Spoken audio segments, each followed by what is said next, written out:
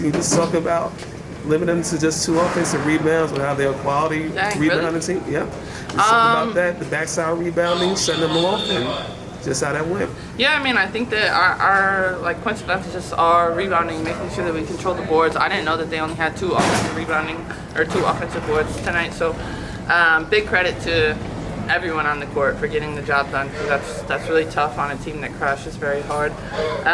But we're happy, you know. We want to keep building, keep focusing on ourselves, and that's what we've been doing since we got back from the long road trip, and now we'll do it once we go back on the road tomorrow. Breanna, first of all, love the Ruby back to school video. That was great. That's true. I love her being back to school. But I'm sorry. The starting 5 together for the first time in quite a while. Yeah. Really good defensive start. What was the key to that, to rediscovering that defensive cohesion so quickly? Yeah, I mean, I don't think it's we lost it. I think we were just kind of waiting to have it back. So to be able to have our starting group back, it almost felt like a sense of calm, a sense of comfort a little bit, and just knowing that we're playing on a string. And also we have the mindset going into today that it's like, obviously we want to get the win. This is DC's last game. They're going to come out, try to finish with a W, but trying things, practicing things for the playoffs, seeing what works, what doesn't, and just building that confidence going forward. How important was it just, I mean, like, you have Evan Bieseman coming off the bench, and she's such a good player, which is kind of insane, but in the third quarter we saw, like, how she can be a momentum shifter, her and KB, after, like, midway through the third quarter, I guess, the lift that they provided. Yeah, absolutely. I mean, I think once, whenever DC called that timeout, we really went in it, and I went to both of them, and I was like, that was you guys changed the momentum for us, and that was huge. But just when they're both confident and aggressive, I think that Emma's really finding her spots and figuring out where she excels best on this team, and KB is taking what the defense gives her, whether it's an open 3 or ripping and getting to the basket. Stewie, you talked about how this game was about discovering what you liked and what you sort of don't like leading into the playoffs. Can you just take us through what those things are? Like what worked and what didn't? Yeah, I mean, I think we're just trying some different things offensively, putting people in different spots, seeing how that goes. Knowing that, like, the controlling the boards and the no live ball turnovers, like, that's a non-negotiable. That needs to happen throughout. We need to be better with the turnovers, especially live ball. And then I think also defensively, just seeing what schemes work. You know, are we going to be aggressive in ball schemes? Are we going to switch? Like, who's best at what? And game planning that going forward. Stu, the offense started a little bit stagnant, and you guys were on the perimeter a bunch, but then Sabrina really started to find those cutters. Yeah. What dynamic effort does she bring, and how does that just open up the rest of the movement for you? Yeah, I mean, it was great to have Sat back. Obviously, you know, always tough when a player like her is out. But I think what she brought us is just really people having to respect her everywhere she is, and a different scheme of fighting over a ball screen rather than under. But the way that she was hitting the pocket, she hit me on a few great dimes that I missed some bunnies. But just that kind of chemistry and awareness for the back cut, like that's what we're going to be building going forward, and haven't had that in a little while. Yara had that big cheer from the crowd with her turn, and y'all wanted her to get that bucket. Yeah. You talk about just that whole reaction there. Yeah, I mean, listen, Nee's a huge part of this team, and what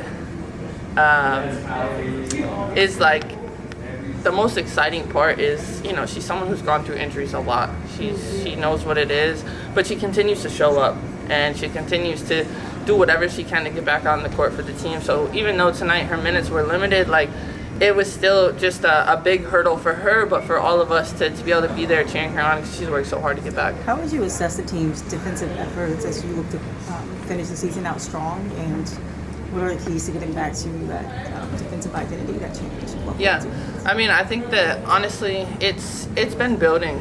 You know, even the losses on the road, like we felt like second half of Valkyries, really Seattle, we were up and in and playing on a string. You know, knowing that sometimes defensively, when you're weak side, you're putting yourself out of position, but you're there to have your teammates back, and then you have to trust someone else is going to have yours. So I'm excited for where we're going. It feels like it's really coming together, and you know, especially playing at home, and being able to be aggressive defensively, it really gets the fans into it. You talked about things coming together, but with, now that everyone's finally healthy, do you think having only one more regular season game left is enough for you guys to just reestablish everything that you need? Yeah, I mean, listen, we're not trying to do anything crazy. The chemistry's there, just like getting the reps, and we'll have it between practice and games and stuff like that. And it's just knowing that whether we make mistakes or not, we're gonna be on the same page and be able to cover up one another's mistakes on the court. So I'm excited. I'm excited for the road trip. I'm excited for more opportunities just to have our group and really play and listen and go on the road for game 1 of the playoffs and do what we do. Bigger picture question, just where have you felt Natasha Cloud's impact the most throughout the season, and what do you most need out of her during the playoffs as someone who's new to your group, but obviously championship experience? Yeah. I mean, I think really her energy and her effort, and I think that, you know, she's one of us that took it personally that our defense wasn't where it needed to be, and she's going to be someone that's really disruptive and up and in the other team's best guard and making it a tough night for them. So to have her kind of leading that and just bringing us energy on both ends, it is a domino effect for everyone else.